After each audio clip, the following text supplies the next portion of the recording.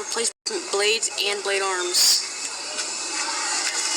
And there are 3 switches over here. The one by itself does the fans and the lights, the fans and the fan lights and just the ceiling sockets. And then one of these switches does the lights around the perimeter and the other perimeter on the opposite side, and the other one of these switches does the lights on the other longer perimeter and the other. Sorry. They'll come on